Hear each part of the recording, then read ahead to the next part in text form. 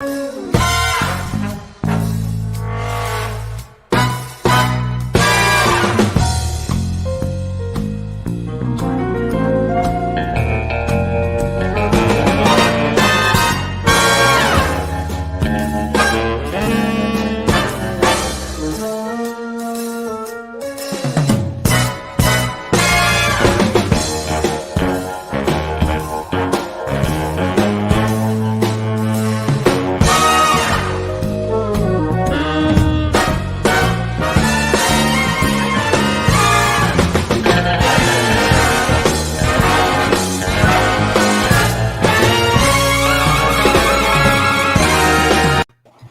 y'all, welcome back to the next episode of Chats from the Blog Cabin. You know, the show where I virtually invite people into the blog cabin to chat about life. And today we're chatting all about Santa and about Christmas. Now, before we get started, I want to actually give a kudos because he's a North Carolina resident and I'm a North Carolina resident. I'm on the coast, but he's in the mountains. So welcome, Tom, to the show. Tell us a little bit about yourself before we get into your book, Santa Claus Worldwide. Thanks. Yeah, I live in Western North Carolina in Asheville, which, if you haven't been there, is a wonderful town, both to live in and for vacation. When we decided we were going to look for someplace else to live, I was in Maryland by DC, and my wife considered the eastern coast. She likes the Outer Banks, but I said, I don't know what that's going to be like in 10 years. Let's go inland. And we fell in love with Asheville.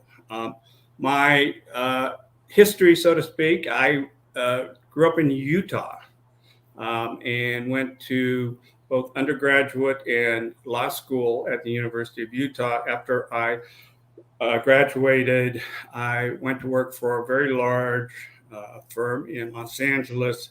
I stayed with them for about 25 years, moved to DC halfway through, but just for business reasons.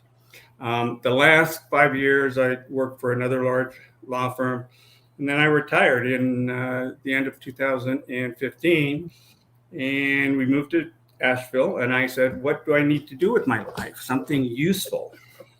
And came up with writing a book, although it was not initially going to be a book about the history of Santa Claus. It was going to be a guide for Santa collectors, Santa figurines, like you see in back of me.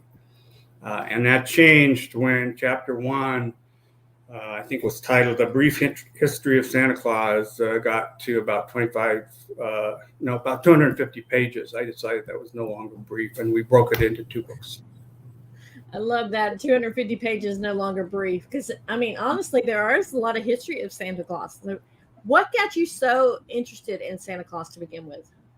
Well, my first Santa, other than when I was a small child, we used to get these little wax figures. I think they were about 10 cents, 15 cents at the local 5 and dime. And my brother and I used to get those, but they never lasted more than a year because we would light them.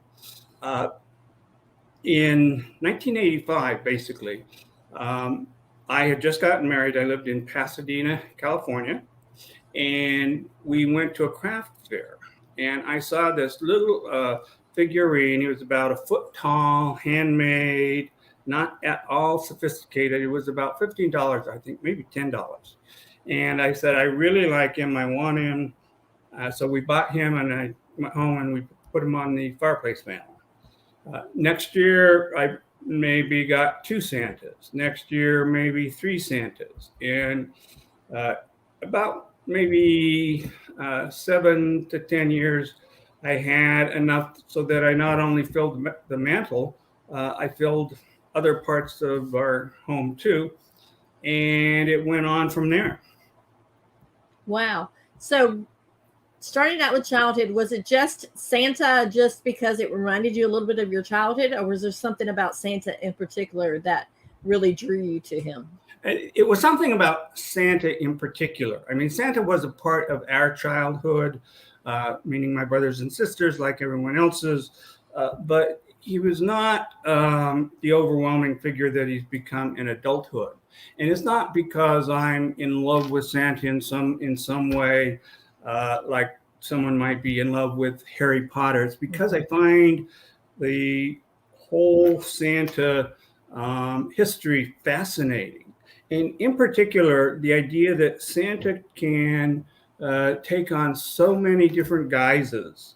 There are several dozen sort of recognized figures that are winter solstice gift givers. Winter solstice now is on December 21. It used to be on December 25th. And the remarkable thing about them is they can all be different, but they are all the same. When you're looking at a Santa description that it is in fact Santa Claus. There's never any question.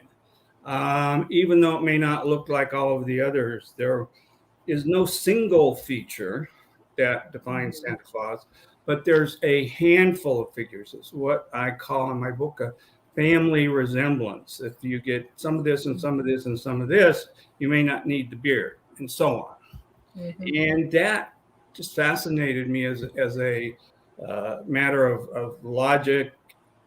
How could this be?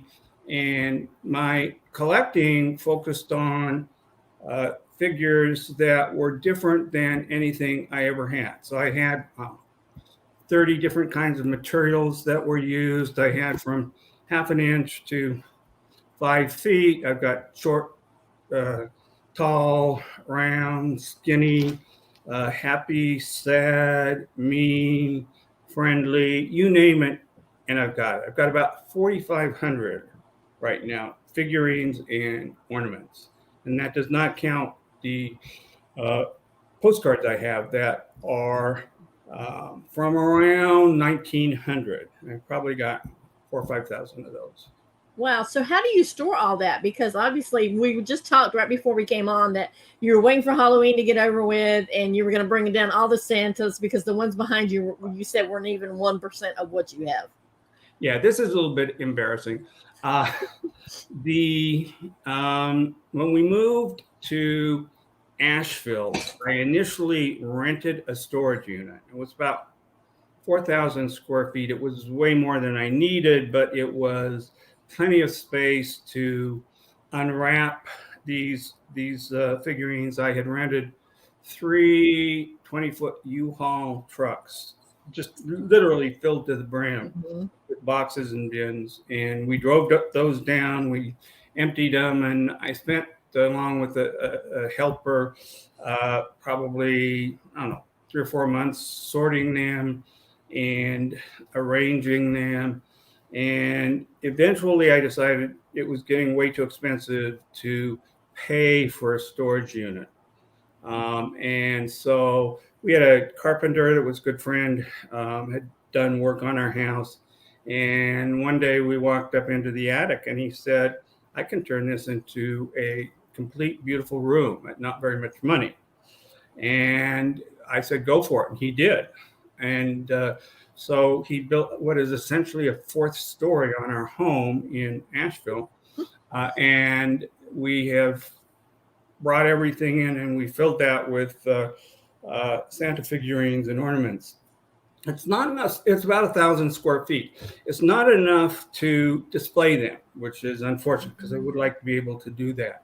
But it's enough to store them all comfortably in boxes and bins. Well, are you still collecting them too? Or are you kind of having a little bit of discernment of what you actually get now? The latter, in part because I don't have any place to put them. And come Christmas time, there are always lots of Santas that I really love, but I can't find any place to put them. So I don't really need them for decorative purposes. And I've been focusing my efforts on writing since really a little bit before I retired from the practice of law. Well, so where exactly did you find these Santas at? You said the original one that you found that you first started collecting was at a craft fair in Pasadena, but where do you find the ones that you are collecting now? Well, let me, beginning 35 years ago, the main place I would always look was year-round Christmas stores. Every good vacation town has one or two Christmas stores, and they generally sell a lot of ornaments with the town's name on them. Virginia Beach, you can get them with little crabs on them. You're probably familiar with those. And they all have some type of Santa figurines I could buy, or ornaments. And so that was, for a long, long time, the main place I purchased figurines. As time went on, I discovered antique stores, which can often yield some cool finds. The craft fairs, Christmas fairs. Every town of any size has a Christmas purchase festival every December, and that was always a good place to look, particularly for handmade Santas. We call them folk art, but in some ways those are my favorite, where you've got a single individual. They're not officially an artist, but they make beautiful work. And then about 10 years ago, I joined an organization called the Golden Glow of Christmas Past. The Glow, sadly, the last 2 years has been forced to cancel its summer convention because of COVID. We're all really crossing our fingers that we can go back next year. But the Glow is, I think in terms of members, probably 1,500 to 2,000, somewhere in there, but it has a summer convention every year that last few years has gotten, I don't know, about 750 attendees. And these are all Christmas decoration aficionados. They're not necessarily Santa oriented, but they have lights, they have ornaments, they have, you name it. And the Glow's rules had always been, it's got to be at least 50 years old to display it at our convention. They had auctions, they had displays, they had handmade stuff that you could purchase even though it wasn't 50 years old. And they had something we call room hopping. Room hopping was at the hotel where the convention was being held, and every evening the people who weren't interested, and there was always at least several dozen people who would open up their rooms and display that portion of their collection they wanted to sell. And you would go from room to room to room, and you could find anything you wanted. I never came away from room hopping without a number of things I wanted and a number of things that I just didn't think I should afford at that point in time. Wow, that sounds so interesting, and I want to get into it a little bit more. Can I just mention one thing, which is people who are interested, who really love antique or vintage Santa materials, should go online and search the Golden Glow Christmas Past. It'll tell them how to join. There's a great magazine that comes out 6 times a year. There's the annual convention. It really is something I would highly recommend. That sounds totally awesome, and we'll be right back after a brief commercial break.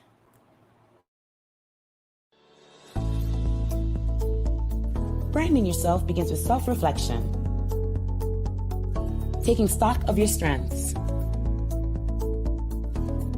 Is there a particular talent that helps you shine? In this series, founder of Pierre Branding Group, Lydia Pierre, sits down with the executives and entrepreneurs to shed light on why it is important to brand yourself and get ahead.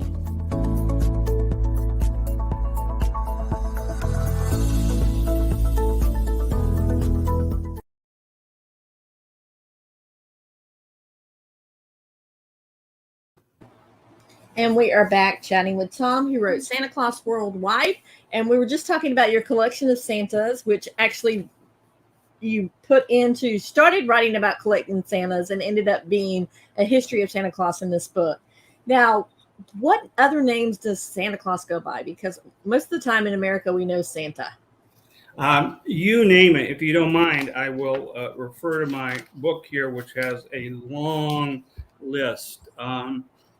Father Christmas, Père Noël in France, Weihnachtsmann in Germany, Der Moroz in Russia, Santa Claus in the Netherlands, Dutch area, Jolpuki, Yolmaden, Yolnisse in Scandinavia, and St. Nicholas. There's about 20 different versions of the name St. Nicholas, depending on local languages, because saint is not part of his name. It's just whatever makes a saint, and every language has a different version of the word Nicholas. So there are a lot, and that's one of the wonderful things, is that there are all these different names for what may or may not be the same person. One of the things I try to emphasize to people is that our Santa Claus, the American Santa Claus, is not St. Nicholas.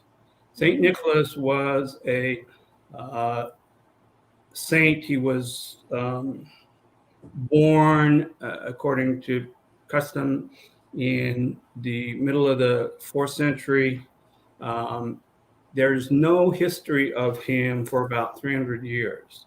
It's not until about 700 AD that he begins to emerge. And then in about 1100, 1200 AD, the church, it means the Catholic Church in this case,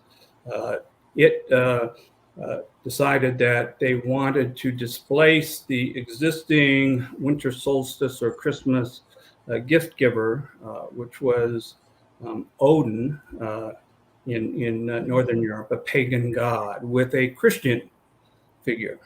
And it happened that St. Nicholas's feast day was December 6th. And because of a little quirk in the calendar, the winter solstice by that point was only a week or 10 days away.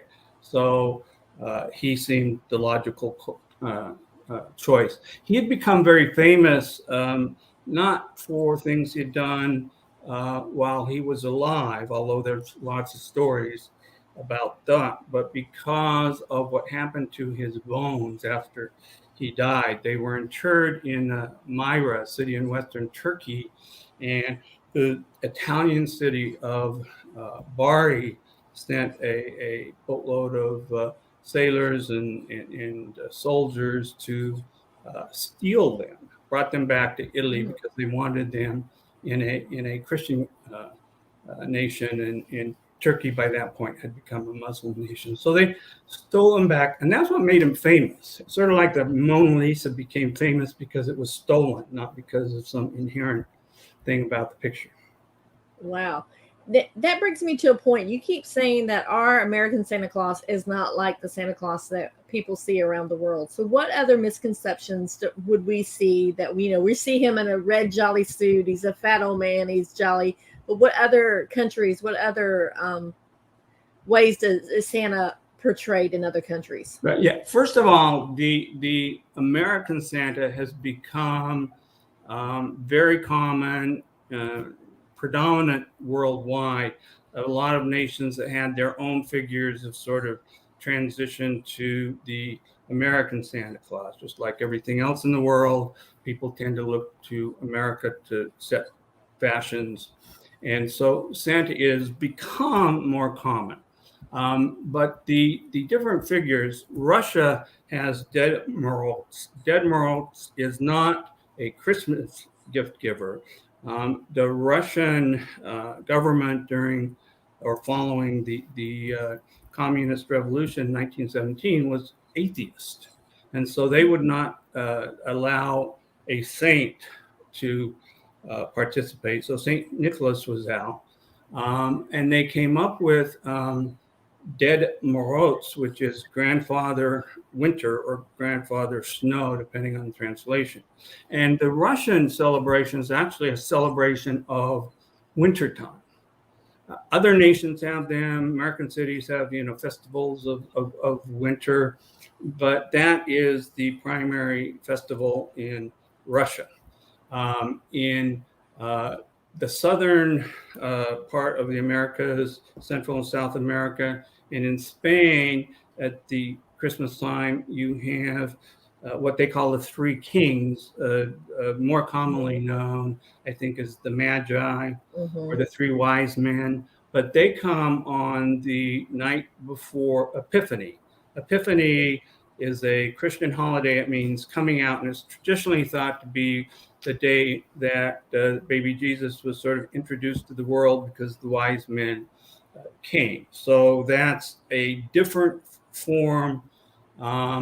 Germany is the most like the American Santa. We really took our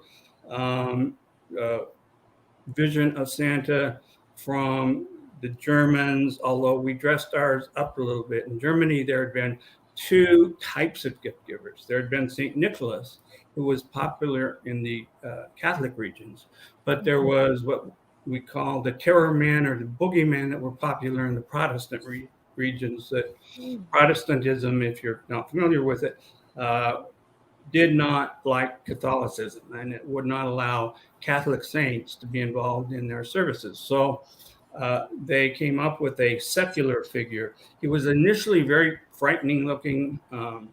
He had several dozen different names locally, but they all had long, dirty hair and beards. They wore pelts or furs. They carried traditionally a handful of birch switches to deal with the bad kids. And they could come anytime between the beginning of December and Christmas Eve.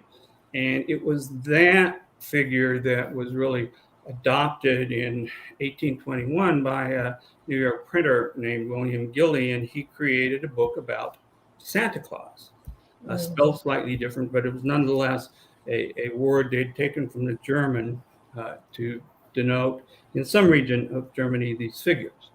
And that book didn't do very well. I can imagine not. It was mean-spirited. It made Santa Claus into a disciplinarian, not a well-loved figure. But one person who did buy a copy, we're fairly sure, was a professor at General Theological Seminary, which is basically a college to produce ministers in the Episcopal Church, which was the predominant English church. And his name was Clement C. Moore. He was very wealthy. He was extremely well educated. And although some have tried to raise an issue about this, 150 years after the fact, historians uniformly agree that he wrote in 1822, the night before Christmas.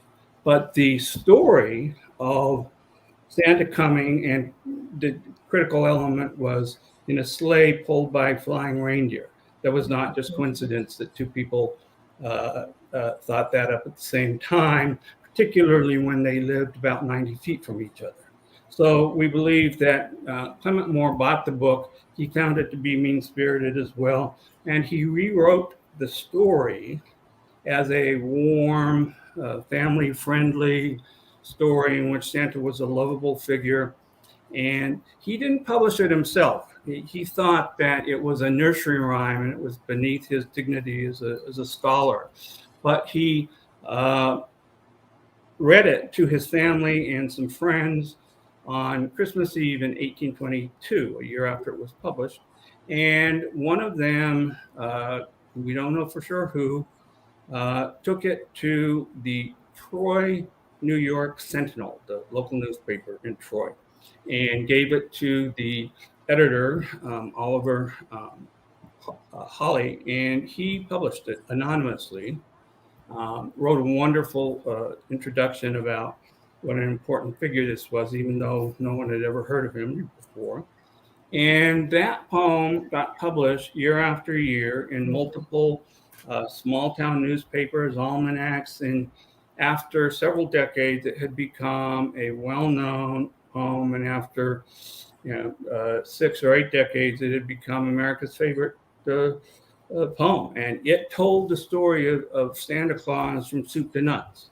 That is everything that we think about Santa Claus is in The Night Before Christmas. That is so cool. And the fact that he thought it was beneath him, and now it's probably the most popular, the most thing that he's most remembered for. That's the funny Yeah, part. it's a quandary that has become a subject of a lot of discussion. It's very interesting. I will point out in my next book that the original author had a copyright. And so he may not have been legally able to publish the poem. He didn't want to publish the poem. In 1836, however, the copyright had expired, and he that year authorized an editor in New York to include what was then called A Visit from St. Nicholas, and a couple other of his poems in a compilation of poetry by New York poets. And so 1836 on, he acknowledged he was the author, although he didn't push it, if you will. He didn't beat his own drum. He was a very modest man, despite being extraordinarily well educated and really, really wealthy. His yard, if you will, was with his manor house on it, was the New York neighborhood they call Chelsea. That entire area of New York was his house. Gives you a sense of how wealthy he was. Wow. When you were researching this book, was there one story that was like really stood out to you that you really thought was really interesting, or it was like the aha moment that you say, I never knew this? Because obviously collecting Santas through all this time, and you had the backstory a little bit on it. Was there one particular story though? There is one story. There are several that are very interesting, but the one that sort of hit me in the heart, if you understand what I mean, is one involving William Gilly, and the book I mentioned, it's called The Children's Friend, and that's how I usually refer to it. But it features Santa Claus, and the verse is not great, but the story is wonderful. Well, one person bought it and gave it to a young man named Stephen Salisbury III. He was 6 years old, lived in Worcestershire, Massachusetts, and I'm sure I butchered their name. I apologize for people in Massachusetts. But his father was president, or became president, of something called the American Antiquarian Society. The goal of the society is to collect and preserve all written documents created in America up to about, I think, 1860. So it is the one institution whose goal is to save written documents, no matter how significant they may or may not seem at the time. And little 6-year-old Stephen saved his document because his father was president of the American Antiquarian Society. Well, as it turns out, after his father died in the 1880s, Stephen III became president of the American Antiquarian Society. He died in 1908 and donated all of his, hundreds of boxes of saved works to the society. In the 1930s, the staff was going through when they found this booklet. Initially, they didn't realize how significant it was, but in the 1840s, someone there realized it was the original and about the only copy of a booklet that defines Santa Claus in America. And it was all because of a 6-year-old boy who saved it and donated it when he died. And so it really illustrates the importance of organizations like that preserve our history. But for this little boy's action, we wouldn't know. Yeah, and I know parents that are listening to this are probably saying, maybe I shouldn't tell little Johnny or little Susie to throw away all the stuff that they get, because you never know. It's absolutely right. Particularly when you're talking about collectibles, what now go for pretty good prices, some for pretty amazing prices. are things that were given to little Johnny 30 to 40 years ago, 50 years ago, that they saved and that they turned out to be quite valuable. So it's not just documents, it's the figurines and so on. If they're kept in good shape, they can eventually become very valuable. You have to build another store to your house to keep them all, perhaps, but it can be very fulfilling as well. Now, you mentioned earlier that you said your next book. So are you planning on writing another book about Santa? Yes, I've actually written the first draft. It's in the process of being edited. I've tentatively called it The Fight for the Night. I don't know if the publisher will let me use that title. They did not let me use the title I wanted for the last book, but what the heck. And it is the story of who actually wrote The Night Before Christmas. For 100 and maybe 75 years, it was uniformly believed among historians, folklorists, Christmas experts that it was written by Clement Moore. Clement Moore claimed authorship, albeit not for 15 years, but nobody else ever claimed authorship, or at least credibly. And he published it under his name beginning in 1836. All of his children say he wrote it. People who were in the publishing industry, editors in New York City where he lived, all say he wrote it. No one else, and particularly Henry Livingston Jr., ever claimed credit for it, but the great-great-great-great-grandchildren of Henry Livingston decided in the late 1800s into the early 1900s that the poem had actually been written by Henry, who was a farmer in Poughkeepsie, New York. The only evidence they have is that I shouldn't say they all, a handful of them say, well, I was told by my grandmother, that she was told by her grandmother, that great-great-great-grandfather Henry really wrote that poem. Whereas there was all this documentary evidence for more. There's no copies of it. There's nothing that would be considered evidence in a court of law. And after 35 years, that I'm pretty comfortable saying. But nonetheless, there have been two authors in the past 23 years, I guess, that have claimed Henry Livingston actually wrote the book. One of them was a Vassar College professor who claimed to be an expert in authorship attribution. The other one is a professor from the University of Auckland in New Zealand. And they've both written a book claiming it was actually Henry Livingston. Not that there's any historical evidence, but they've done what they claim are analyses of the internal words in the document that, well, Henry used the word such and such, and he Moore never used that. A good example, the very last line in The Night Before Christmas is "Happy Christmas to all." Mm-hmm. And they say that's very unusual. And Henry used it in the only letter we have from him about Christmas. He said "Happy Christmas," so that's proof Henry did it. And we've shown that it was more common than you think, but it was particularly common among ministers. And happy means good. Merry means drunken. And so that's how Merry Christmas came to denote the alcohol-induced celebration of Christmas. Happy was the term that ministers would use, and we can document that pretty well.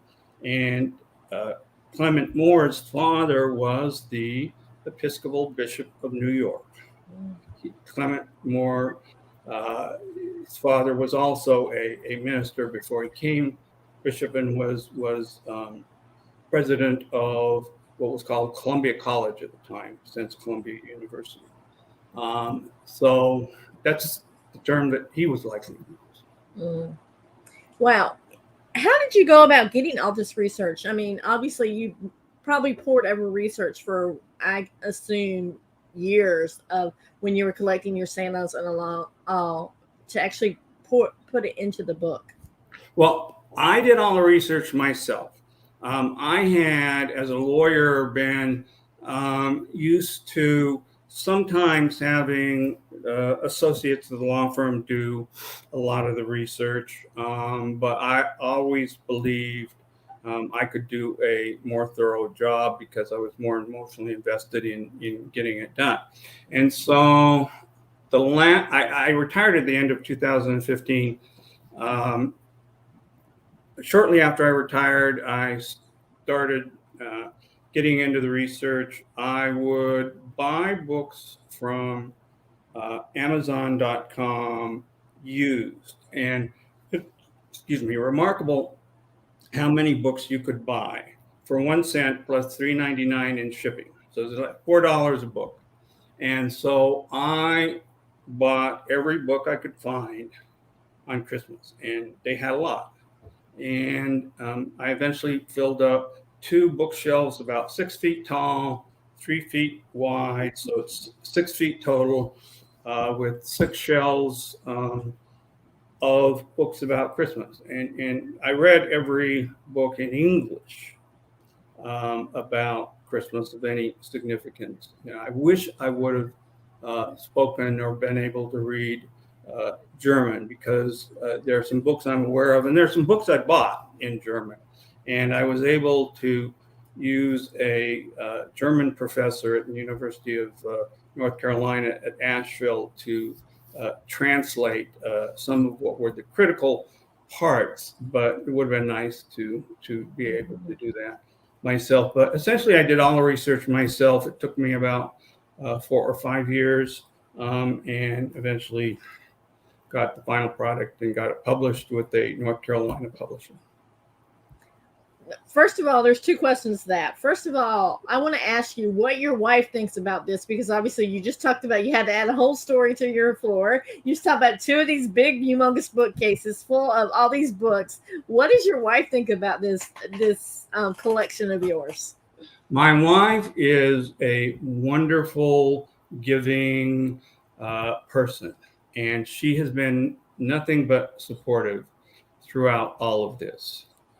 And I don't say that just because she'll probably watch this. She's really a wonderful, sweet person, and she's been very supportive, sometimes more so than me in terms of wanting to build places to put them and display them. She decided we really should this year bring them out at the beginning of November instead of the end of November, because I've been doing shows like this, and it's nice for people to be able to see the actual Santa Clauses. So she comes to the Golden Glow conventions.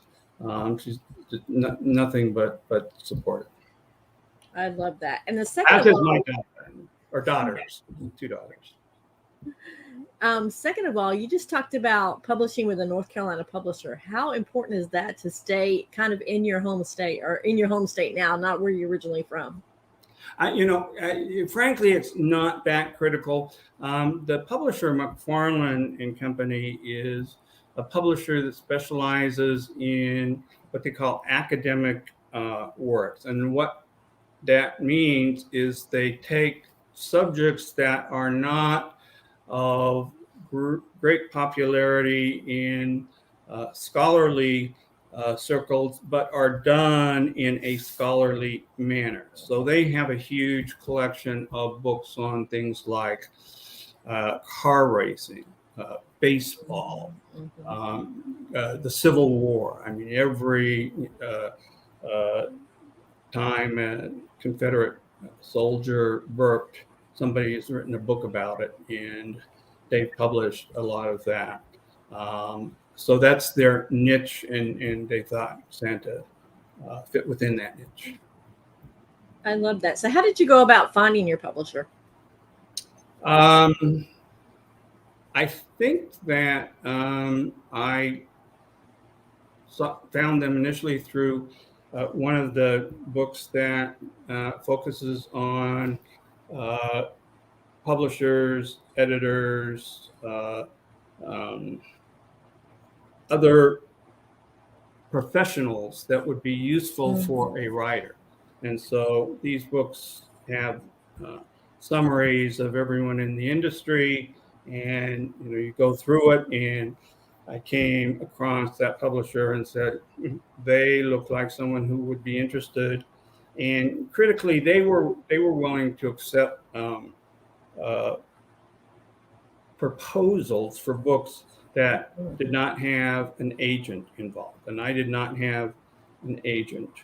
And I could have continued to look for an agent, but once I found some publisher that was willing to publish it without an agent, that was good enough for me. I didn't press the issue. So they were interested.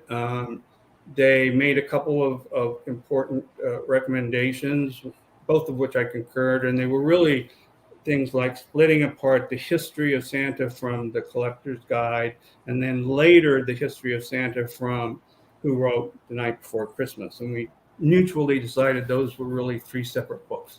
And so I am finishing up, hopefully in the next few months, the Who Wrote the Night Before Christmas book, and then I plan to go to the Guide for Collectors.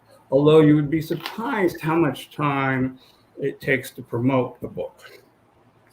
You've got to go around to different conventions, you go on different shows, you do a lot of things to make sure people are aware of the book. One of the downsides of McFarland is their books are not generally shown in big brick and mortar bookstores. They sell on the web, and selling on the web is great for people who know what they want. Yeah, it's not so good for people trying to sell a book that no one's ever heard of. You need some other way to promote it. Whereas if you go to Barnes and Noble and they have a display of Christmas books, and they can stack 10 or 15 copies of your book, people will see it, pick it up, read it, and buy it on the spot without ever having without ever having someone told them to buy it. And so that would be helpful. So if anybody from Barnes and Noble out there is listening, let's get the book in the stores. Now let's talk about, you just mentioned about having, people being able to know your book is out there. Has COVID hurt that at all? Have you not been able to go to conventions and things like that? So let's talk about, some of the things that you would have conventionally done, some of the things that now you have to kind of think outside of the box. You're absolutely right. For the year 2000, the conventions that would have started in the spring, American Librarians Association, the American Folklore Society, the Golden Glow of Christmas Past, those conventions were all canceled. And those are the best opportunity for an independent author to get his work or her work published. And we were hopeful that come 2001, everything would be hunky-dory. It's a word from Utah, where I grew up. And it didn't turn out that way, as you know. It was, if anything, worse in terms of the level of infection and so on. So the one difference is some of those organizations did virtual conventions. But virtual conventions don't really serve the same purpose. There's no exhibit hall where people can wander around and see you, and you can shake their hand and say, look, I'm selling this book. And so that's an impediment to sales. Lately, there have been some open up to in-person conventions. Last week, I was in Salt Lake City, Utah for the American Association of School Librarians Convention. But for the fact that a certain airline canceled my flight and I was not able to get to Pennsylvania, I would have been at the American Folklore Society's in-person convention last week. I won't say their name, but their initials are A. I love that you won't say the name. And I'm assuming you probably would have sold a lot at the folklore convention. Yeah. Santa is huge folklore. Yeah. It was unfortunate. Now, do you ever see yourself writing anything other than nonfiction? No. It's funny because the past 2 weeks I spent a lot of time with editors, with publishers, with people who publish nonfiction. And as much as I might enjoy it, I don't have either the imagination or the desire to go out and do that. I could see myself writing nonfiction stuff in areas completely separate from Santa Claus. I've got a great grandfather myself who's got an interesting history in Utah that could be an interesting story. Wow, it does sound interesting. So what is up next for you besides writing the book about who wrote The Night Before Christmas? Well, that is a pretty big what's up next. I mean, it's surprising how much work goes into publishing a book, even after you've done the research in a first draft. There's still a lot of work, more so if you've got a lot of pictures, as I did, because we had to get releases from all of the people who had the originals. But the Night Before Christmas book will not require that, but the collector's guide will require a lot of extra work in terms of preparing the manuscript. At that point, we'll see. It could be 2, 3, 4 years before the final one gets out, and then you can add on another year for promotion, and so it may be that's as far as I want to go. I also have a website, which I think you've been putting a name on. We put this together with help of a tech guy in North Carolina as well, and he did a wonderful job. His name is Drake Ledoux, and he we have in there pictures of essentially every type of Santa we could identify, from prehistoric pagan gods to the work of Thomas Nast in the late 1800s. So if you're interested in just looking at the pictures with a little bit of description, it's a good source.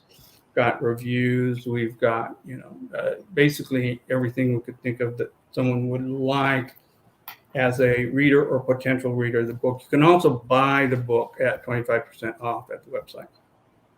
I love that. So I know you also have a Twitter. So what is your Twitter?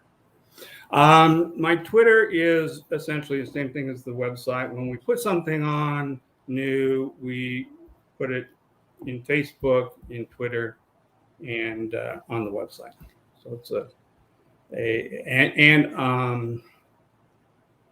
I'm showing my ignorance here about all of the social media venues, which means I'm over 60. Anybody over 60 is not going to understand things like the websites that are focused on photos and things like that. Mm-hmm. There are a couple of others that we push the content through, so people on those sites can see what we're about. Well, Tom, I want to thank you so much for taking time out of your day to talk about Santa Claus Worldwide. And I'm hoping that one day you open up a store where you are a museum where you display all your beautiful Santas.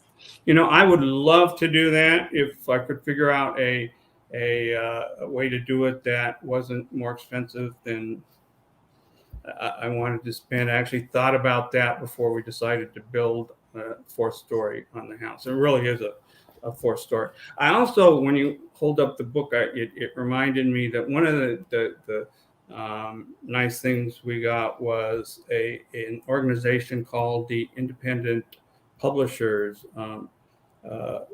Program. Has an annual program where they award gold medals, silver medals, and so on, in I think about 60 different categories. And we won the gold medal in holiday books, meaning they had judged it the best holiday book released this year. So I'm proud of that. Yes, you should be proud of it. I mean, it's a lot of detail, but I also love the pictures that you have in there as well. And I would honestly say that this would be a great thing to read with your kids as well, to give them a little brief history behind Santa. Maybe not little kids, because they would totally be, the mystery of Santa would be, but like the older kids, to say, hey, look, let's start this maybe right after Thanksgiving. Let's start reading about Santa. Yeah. I had a lot of the school librarians at the convention last week ask me what grades it was appropriate for. And I said, high schoolers should have no problem. Elementary kids are not going to be able to read it unless they're like Matilda. If you're familiar with that story. But that doesn't mean you can't read it and tell them about it. But it's really, if there's a prime market in my mind, it's people who work like me, and I think like you, who are interested in Christmas and history and how things came about, who wonder what is the difference between St. Nicholas and Santa Claus, who have any interest in how this all developed. This is, I think, the first and only comprehensive history that covers all of the bases, geographically, historically, different nations, and so on. Well, Tom, I want to thank you so much for coming on. And guys, I will put in the show notes everywhere you can find Santa Claus Worldwide, as well as where you can find Tom. Once again, Tom, thank you for coming on and sharing about Santa. Thank you very much. I really appreciate the invitation, and I've enjoyed being here. Okay, guys, remember, be blessed, and most importantly, keep chatting.